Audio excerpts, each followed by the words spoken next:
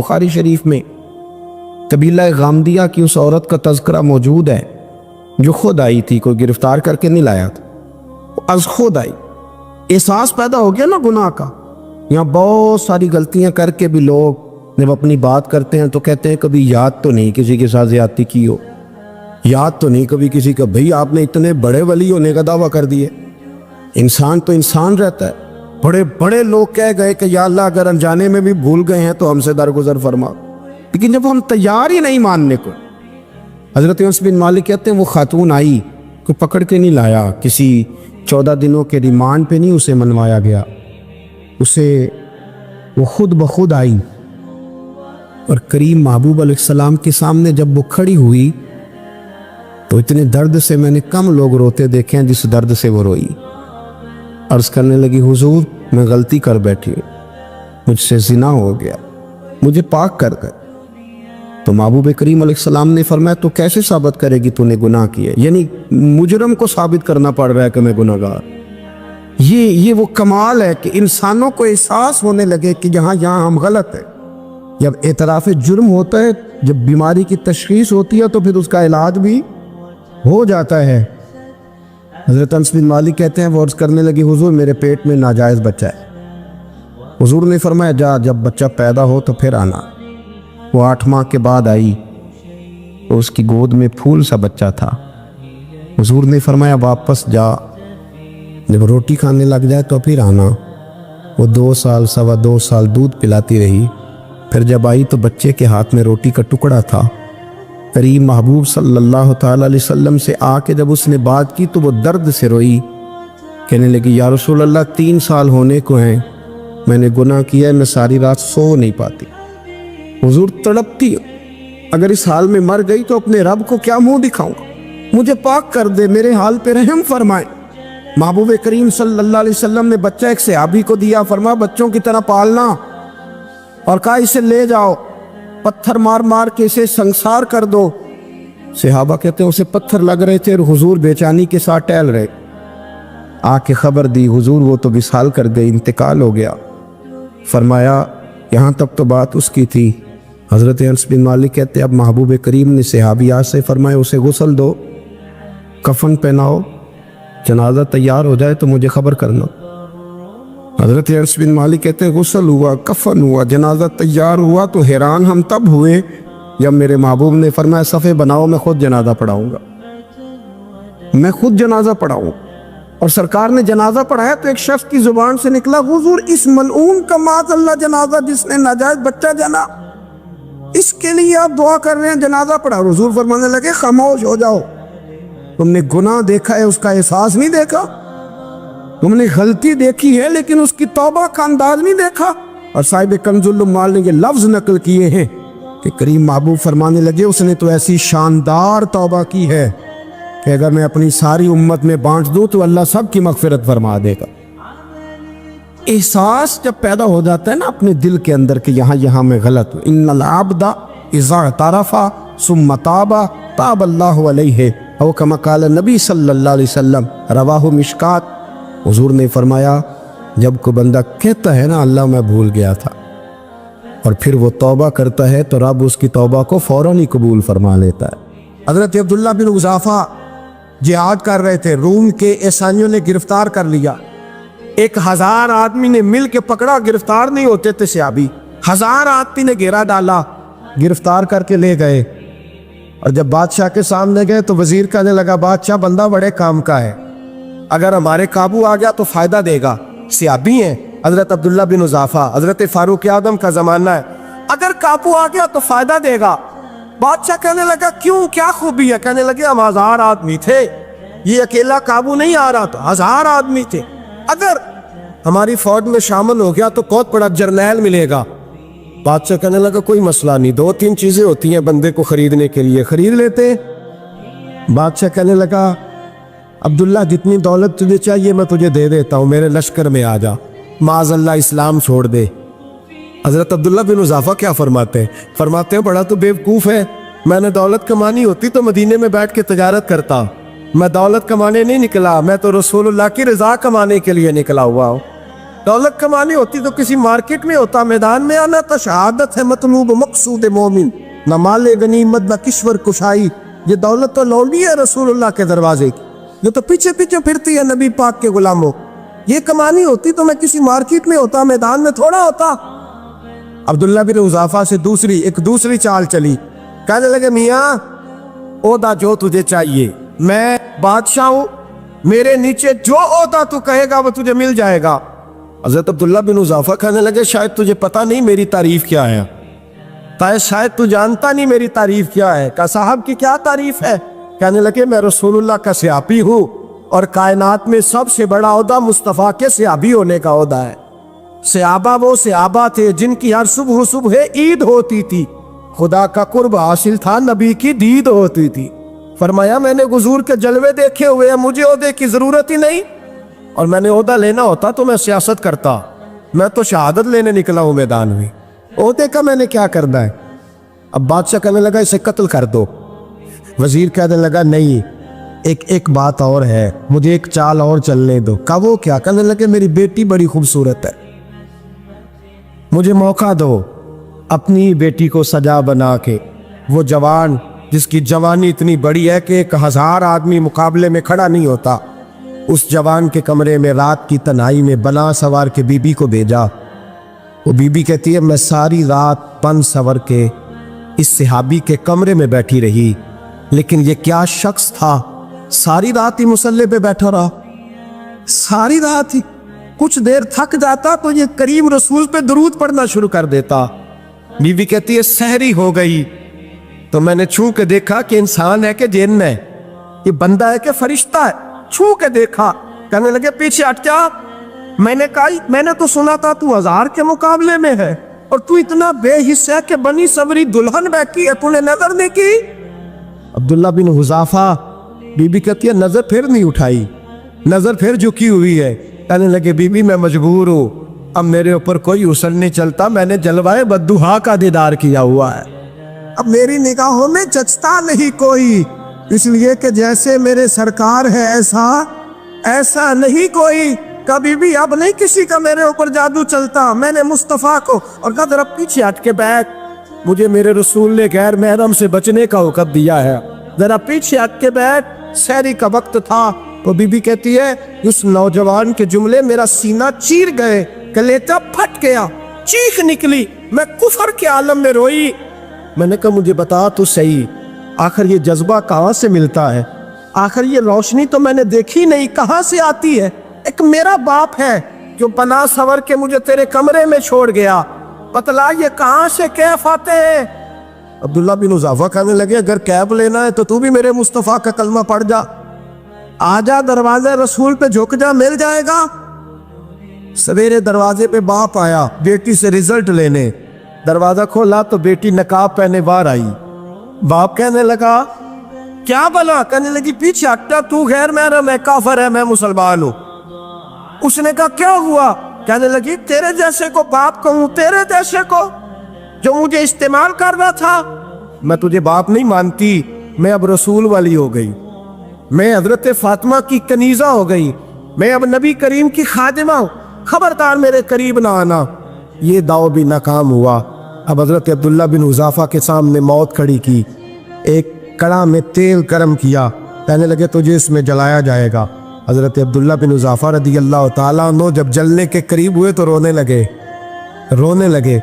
Room का बादशाह कहने लगा शायद डर गया है। कहने लगे अब समझ आई है, अब तुझे पता चला है, चला आ जा।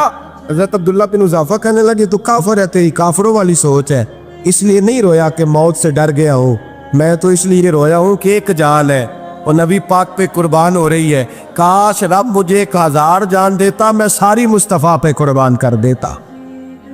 एक सुनार ने गली में यतीम छोटे से बच्चे को घूमते देखा तो सुनार बेऔलाद था, बच्चे को उठा के घर ले आया। 18 साल उस बच्चे की परवरिश की, उसको पाला पोसा जवान किया। सुनार के पास वो दुकान पे चला जाता, वो कई दफ़ा दुकान पे रहता, कई दफ़ा घर में रहता। एक दफ़ा वो दुकान पे था, बच्चा घर था, 18 साल का जवान, उसकी बीवी अकेली थी। وہ جس نے ماں بن کے پالا تھا اس نے اسی پہ حملہ کر دیا، اس کا بازو بری نیت سے تھاما۔ بیوی چیخی، تھوڑی دیر گزری تو وہ نوجوان پیروں میں بیٹھ گیا، کہنے لگا اماں پتہ نہیں مجھے کیا ہوا۔ شام کو سنار آیا، بیوی چیخنے لگی، چلانے لگی، کہنے لگی آج عجیب بات ہوئی، جس کو میں نے جگر کا خون دے دے کے پالا اسی نے گندی نظر ڈالی۔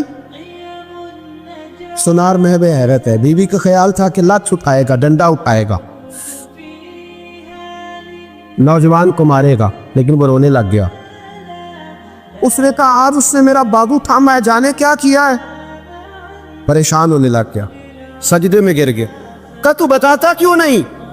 تو وہ سنار کہنے لگا اس کی غلطی نہیں، 18 سال کے بعد آج مجھ پر بھی شیطان سوار ہوا تھا۔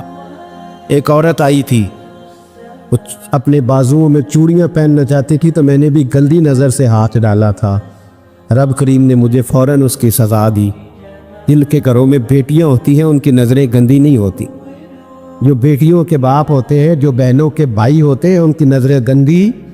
اور اگر تو ٹیلی فون کرتا ہے، تو کسی عورت کے ساتھ تعلق رکھتا ہے تو یہ بات لکھ لے، امام فخر الدین رازی 1، علامہ اسماعیل حقی 2، ملا جلال الدین رومی 3، امام خازن 4، امام جلال الدین سیوطی 5 حدیث کے استاد اور محدث لکھتے ہیں کہ اگر تو کسی پر گندی نظر ڈالے گا تو تیرا گھر بچ سکتا، یاد رکھ نہیں بچے، اس لیے کہ تیری نظر ہے، کسی کی بیٹی کو بیٹی سمجھ تاکہ تیری بچی کا پردہ قائم رہے، کسی کی بہن کو، یہ کیا بات ہوئی کہ تو جتنا مرضی گند معاشرے میں پھیلاتا رہے تیرا گھر بچا رہے، یہ کیسے ہو سکتا ہے؟ فَإِنَّ لَهُ مَعِيشَةً ضَنكًا، اللہ فرماتے ہیں زندگی تنگ ہو جائے گی تیرے لیے مشکل، تو ڈھونڈتا پھرے گا کہ میں مرنے کو جگہ تلاش کروں۔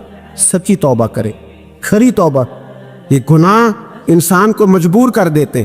حضرت عبداللہ بن مبارک رحمۃ اللہ تعالیٰ علیہ، ان کے سینکڑوں شاگرد تھے، ایک شاگرد کے انتقال کا وقت آیا تو گھر گئے ملنے۔ آپ کہتے ہیں میں نے زور لگا لیا پر اس کی زبان پر کلمہ جاری نہیں ہوا۔ میں اسے کہتا کلمہ پڑھ پر اس کی زبان پر جاری۔ اللہ اکبر، بہت بڑی نعمت ہے، دعا فرمائیں اللہ ایمان کی موت عطا فرما، ایمان کی موت دے اللہ کریم، ایمان کی موت دے۔ ایسے بھی لوگ دیکھیں ہیں، مسجد نبوی ہے، رسول اللہ کا شہر ہے، سر سجدے میں ہے، روح پرواز کر گئی، روح پر کہ کتنا نصیبوں والا ہے، کتنا نصیبوں والا کہ مسجد نبی میں سر سجدے میں رکھا ہے اور اللہ تبارک و تعالیٰ نے محبوب کے قدموں میں موت عطا فرمائی۔ تو حضرت عبداللہ بن مبارک کہتے ہیں میں نے اس کو کہا کلمہ پڑھ تو اس کی زبان پہ جاری نہیں ہوتا۔ میں بار بار کہتا تو وہ منت کرتا، کہتا حضور میں کوشش کرتا ہوں جاری نہیں ہوتا۔ فرماتے میں پریشان ہو کے اٹھا، ابھی میں دروازے پہ پہنچا تھا اس نے چیخ ماری اور روح پرواز کر گئی۔ بچے رونے لگے، بیوی رونے لگی، تو میں نے اس کی بیوی سے کہا کہ یہ جرم کیا کرتا، اتنا بڑا پاپی پہ کلمہ جاری نہیں ہوا۔ اس کی زوجہ کہنے لگی حضرت جی 2 گناہ تھے اس کے، ایک تو یہ شراب کا عادی تھا، روکتی تھی باز نہیں آتا تھا، اور دوسری بات یہ کہ یہ اپنی اماں کا نافرمان تھا، وہ 2 گلیاں چھوڑ کے رہتی ہے، یہ کبھی ملنے نہیں گیا تھا، اس بوڑھی کا کلیجہ اس کی طرف سے بڑی تکلیف میں تھا۔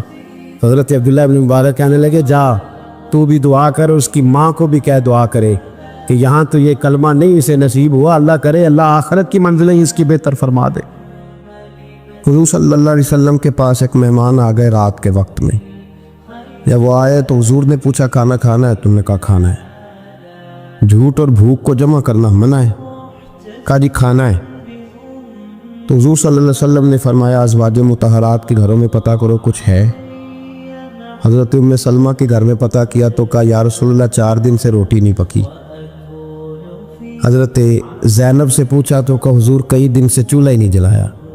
حضرت عائشہ صدیقہ، حضرت میمونہ، حضرت سودا، تمام گھروں سے بظاہر یہ 2 جہاں کے شاہ ہیں پر پاس کچھ رکھتے نہیں، 2 جہاں کی نعمتیں ہیں ان کے خالی ہاتھ میں، ہر چیز ہے پر فقر اختیاری ہے، کوئی شے نہ ملی۔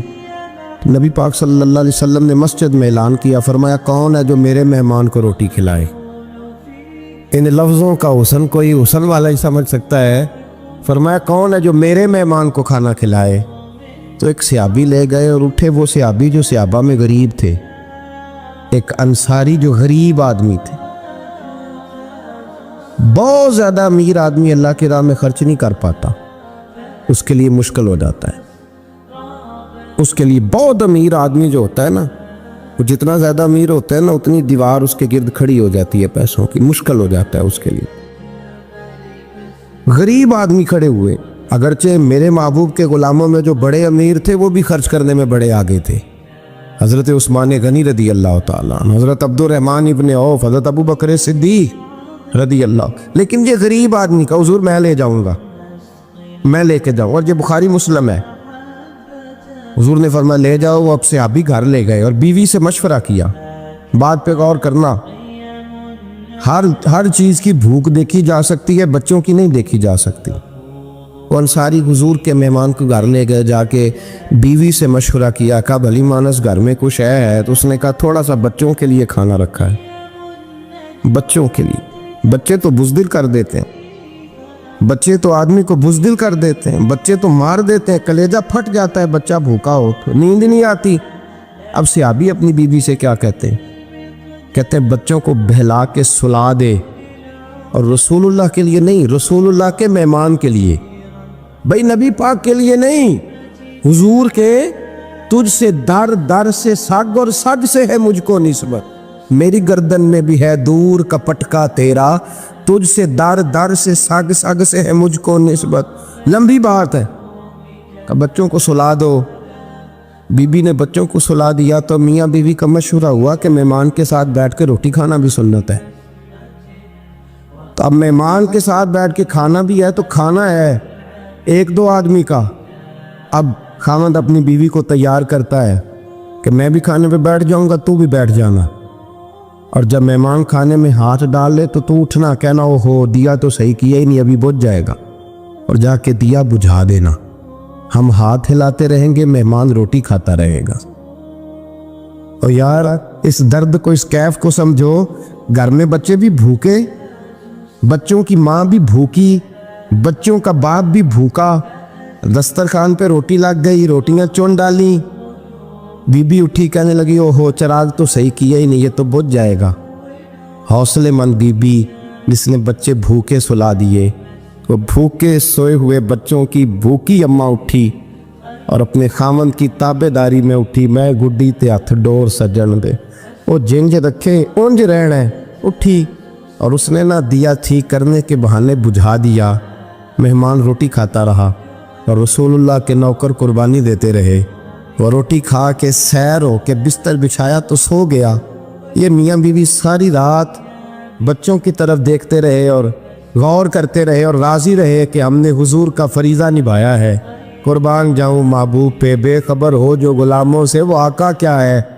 वो सहाबा वो अगर कुर्बानियाँ देते थे तो जो एजाज़ मिलता था वो भी बड़ा शान वाला है। सहाबी कहते हैं मैं फजर की नमाज पढ़ने मस्जिद आया, पहला कदम रखा तो मेरे करीम बोले, हुजूर ने फरमाया रात जो तूने और तेरी बीवी ने अमल किया है खुदा को भी बड़ा पसंद आया है, मोहम्मद मुस्तफ़ा को भी बड़ा पसंद है।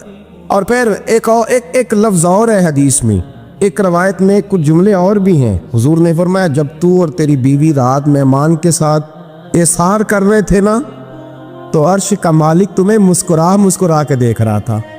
रब तुम्हें देख के मुस्कुरा रहा था, रब तुम्हें देख के मुस्कुरा। तरबामनी पे शेख हमारी ना जाइए, हम दामन नचोड़ दें तो फरिश्ते वुजू करें।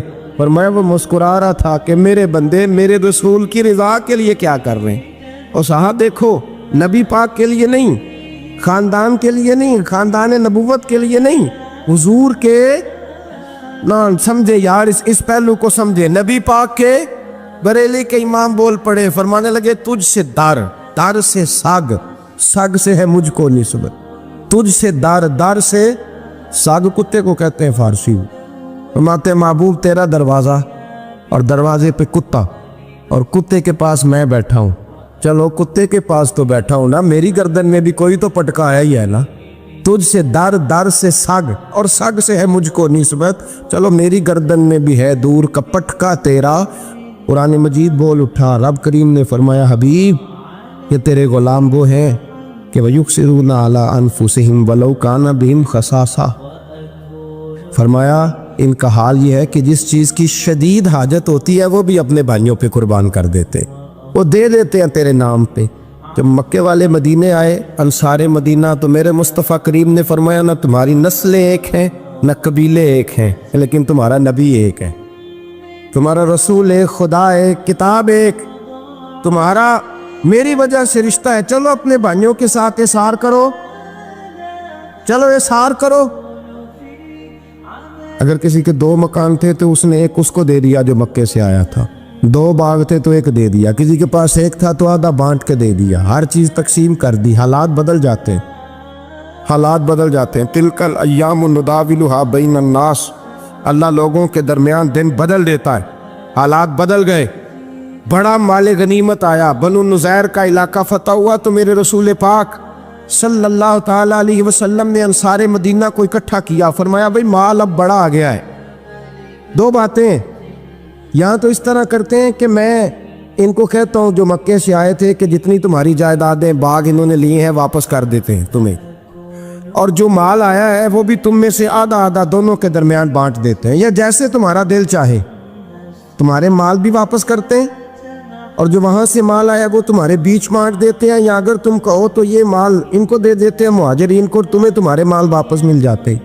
حضور نے پوچھا انصار مدینہ سے، حضرت سعد بن معاذ، سعد بن عبادہ تڑپ کے کھڑے ہوئے، عرض کی محبوبہ میں تو ابو بکر کو جانتا ہی نہیں تھا، حضور مجھے کیا پتا عمر کون ہے، میں کیا جانوں عثمان غنی مولا علی کی عظمتوں کو، محبوبہ میں نے تو تجھے ان کی طرف مسکرا کے دیکھتے ہوئے دیکھا ہے، تیرا جلوہ دیکھا ہے، تجھ سے در در سے ساگ ساگ سے ہے مجھ کو نسبت، یا رسول اللہ صلی اللہ علیہ وسلم ہم سے مشورہ نہ کریں، آپ اس طرح کریں جو جائیدادیں ہم نے انہیں دی ہیں وہ بھی ان کے پاس رہنے دیں، اور جو مال آیا ہے وہ بھی ان میں تقسیم کر دیں، اس لیے کہ ہمیں تو بس اتنا پتہ ہے کہ یہ آپ کے غلام ہیں، آپ کے نوکر ہیں، ہمیں اس سے زیادہ کسی چیز کے کوئی غرض ہے، بس آپ کے غلام ہیں، بات ختم ہو گئی۔ حضور خاموش ہو گئے۔ صحابہ کہتے ہیں دیر کے بعد ہم نے کہا فیصلہ ہونا چاہیے، فیصلہ پتہ کیا ہوا؟ حضور نے ہاتھ اٹھائے، کہا اے اللہ میرے مدینے والوں پہ رحم فرما، اے اللہ میرے انصار پہ رحم فرما، اللہ ان کے جذبے قبول فرما۔ بھائی اظہار والی زندگی، وہ کیا بات ہوئی کہ میں نے بڑی قربانی دی ہے، اور جب تک تو قربانی نہیں دیتا تو قدر والا نہیں ہوتا۔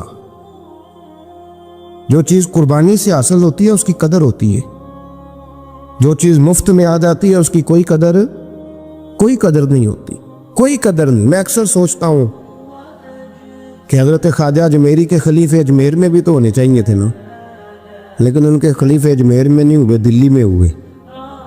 تو میں سوچتا ہوں دلی والوں کے خلیفے دلی میں ہونے چاہیے، لیکن دلی میں نہیں ہوئے، پاک پتن میں ہوئے۔ تو پاک پتن والوں کے یہاں ہو جاتے، اس لیے کہ قربانی جو دیتا ہے نا، جو دور سے چل کے آتا ہے وہ قربانی کرتا ہے، قربانی دیتا ہے، اس کو قدر زیادہ ہوتی ہے۔ ہم نے کسی شے کے لیے کبھی قربانی نہیں دی، نہ دین کے لیے، نہ قرآن کے لیے، نہ مسجد کے لیے، نہ شیخ کے لیے، نہ طریقت کے لیے، قربانی تو ہے ہی نہیں۔ تو جو شے مفت ملتی ہے اس کا نہ مزہ آتا ہے نہ قدر ہوتی ہے۔ جو چیز قربانی کر کے لیتے ہو نا، قربانی کر کے اس کی قدر ہوتی ہے۔ کسی لیے کہا تھا کسی درویش نے، اس نے کہا تھا قدر نبی دا ایک کی جانن دنیا دار کمینے، قدر نبی دا جانن واگے سو گئے وچ مدینے۔ ان سے پوچھو نا، ان سے پوچھو ان حضرات کو کتنی قدر تھی۔ قربانی اپنی زندگی میں دینا سیکھیں۔ ایک ہوتی ہے بندے کی ذاتی خواہش، اس کو کچلنا بڑا مشکل ہوتا ہے۔ قربانی بڑی ضروری چیز کا نام ہے، اور جو قربانی دینا سیکھ جاتا ہے وہ بچ جاتا ہے۔ کتیا 6 بچے جنم دیتی ہے لیکن قربانی نہیں نہ دیتی بچوں کی، تو ریوڑ نہیں بنتے، اجڑ نہیں بنتے۔ بکری 2 بچے پیدا کرتی ہے اور سال کے بعد ہزاروں بچوں، لاکھوں بچوں کی قربانی دیتی ہے، پر پھر بھی جدھر جاؤ بکرے ہی بکرے نظر آتے ہیں۔ جو قربانی دینا سیکھ جاتا ہے نا، یزید نے کوئی قربانی نہیں دی، اس لیے کوئی شخص بھی کھڑا ہو کے نہیں کہتا، حالانکہ 14-15 بیٹے تھے یزید کے، کوئی بھی کھڑا ہو کے نہیں کہتا میں اس کی نسل میں سے ہوں۔ امام حسین نے ساری قربانی دے دی۔ ایک زین العابدین بچے تھے، پوری دنیا میں اللہ نے سید عطا فرمائے ہوئے ہیں۔ جو قربانی دینا سیکھ جاتا ہے وہ بچ جاتا ہے۔ ہم نا قربانی کیا، ہمارے پاس تو اضافی شے ہے وہی دینے کو تیار نہیں۔ جب آپ تیار ہی نہیں تو سودا ہی نہیں کر، آپ نکلے ہی نہیں میدان میں، تو حاصل کیسے ہو؟ حصول تو تب ہوگا نا جب آپ کوئی انویسٹمنٹ کریں گے.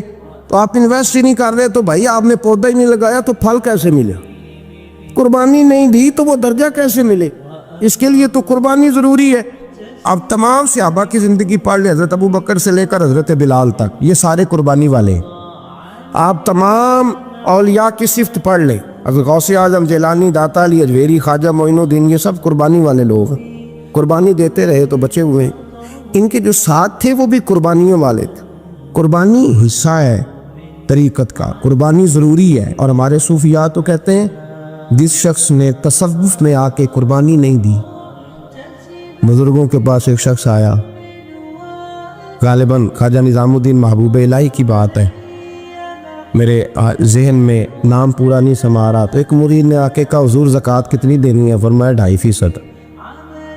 تھوڑی دیر کے بعد حضرت نصیر الدین چراغ دہلوی آ گئے، کہا حضور اللہ کے راستے میں کتنے دینے ہیں؟ فرمایا 50%.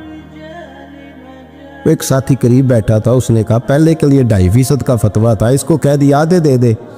چند منٹ گزرے تو حضرت امیر خسرو بھی آ گئے. کہا حضور زکوٰۃ کتنی دینی ہے؟ فرمایا جو ہے سارا ہی لے آ، تیری 100% ہے. تو وہ ساتھی جو قریب بیٹھے تھے اس نے کہا بابا فتوے علیحدہ علیحدہ ہیں. فرمایا فتویٰ ایک ہی ہے، بندے علیحدہ علیحدہ ہیں. فتویٰ ایک ہی ہے، مجھے پتہ ہے کون کتنے دے سکتا ہے. وہ جس کو میں نے 2.5% کہا ہے وہ بھی جا کے حساب کتاب کرے گا، اس نے 2.5 بھی پورا نہیں دینا. اور فرمایا جس امیر خسرو کو میں نے کہا نا سارا لے آ، اس کا دل کرے گا میں اپنا مکان بھی توڑ کے لے آؤں. میں نے فتویٰ ایک ہے، بندہ دیکھ کے بات کی ہے. بھائی قربانی نہیں ہے، اظہار ہی نہیں ہے، جذبہ ہی نہیں ہے، ہمارا مزاج ہی نہیں ہے. لیکن نا یہ اب ایک تو شریعت کی قربانی ہے نا یہ، تو اس پہ بھی لوگ بڑا سوچیں گے، اس پہ بھی لوگ بڑا سوچیں گے. فتوے پوچھتے پھریں گے کہ جی میرے اوپر تو ابھی میں نے تو 15,500 قرضہ دینا ہے، دوں کہ نہ دوں، کون سی دوں؟ فتوے پوچھیں گے. دینے کی دفعہ فتوے پوچھیں گے اور لینے کی دفعہ چھٹی، جو آتا ہے آنے دو. کبھی لینے کی دفعہ بھی فتویٰ پوچھنا صاحب کہ یہ مجھے اتنا مال آ رہا لے لوں کہ نہ لوں. وہ لے لیا، قابو کر لیا. جب دینے کی باری آئی تو فتویٰ احصار کرے. اور احصار صفت ہے مسلمان کی، یہ احصار کرنے لگتا ہے تو بچنے لگ جاتا ہے، اس کا فائدہ ہونے لگ جاتا ہے. قربانی دینے لگ جاتا ہے تو بچ جاتا ہے. کسی نے کہا تھا سن اے مسلمان، یہ نقطہ فیض قرآنی میں ہے، عظمت و اسلام اور مسلم صرف قربانی میں ہے. اگر تو جینا چاہتا ہے تو قربان ہو. حضرت سیدنا ابو بکر صدیق فرماتے ہیں میں حضور کے سامنے بیٹھا، ایک شخص آیا، اس نے آ کر کے کہا یا رسول اللہ صلی اللہ تعالی علیہ وآلہ وسلم، یہ میرے ہاتھ کے اندر خنجر ہے، میں قتل کر کے آیا ہوں. قاتل کھڑا ہوا. ایک طرف قرآن مجید کا حکم ہے کہ جس نے ایک آدمی کو قتل کیا پوری انسانیت کو قتل کیا. حضور یہ خنجر ہے، قتل کر کے آیا ہوں.